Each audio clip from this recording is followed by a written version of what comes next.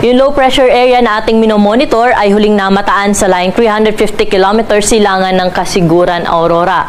Ang nasabing LPA ay may medium chance na maging isang bagyo within 24 hours. Pero beyond 24 hours, inaasahan natin na posibleng mas tumaas po ang tsansa na ito ay maging isang bagyo. Pero kahit nasa medium chance or kahit LPA lamang po ito sa kasalukuyan, inaasahan natin na magdudulot na ito ng mga kalat-kalat na pag-ulan, mga pagkidlat at pagkulog sa misilang bahagi ng Northern at Central Luzon, lalo na po dito sa may Cagayan Valley area, no, na kung saan inaasahan natin na posible ang mga light to moderate with at times heavy na mga pag-ulan sa dyan po sa nabanggit na lugar.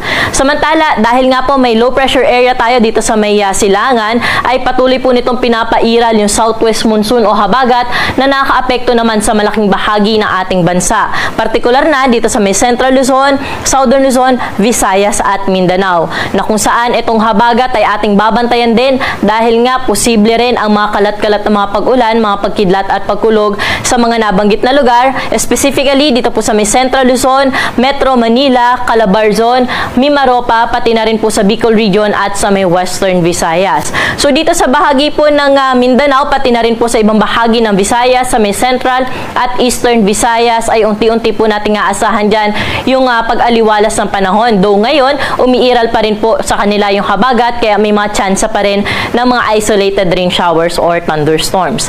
Dito naman po sa may bahagi ng Ilocos Region, pati na rin sa Cordillera Administrative Region ay may mga tsansa rin tayo ng mga isolated rain showers. Dala po ito ng mga localized thunderstorm. Samantala, may panibagong sama ng panahon po tayong minomonitor, pero kung makikita natin, sobrang layo po nito sa ating Philippine landmass, pati na rin sa ating PAR. So, hindi po natin ito inaasahan na papasok sa ating area of responsibility. Kahit mataas ang tsansa nito na maging isang bagyo, ito ay walang direktang epekto sa anumang bahagi ng ating bansa.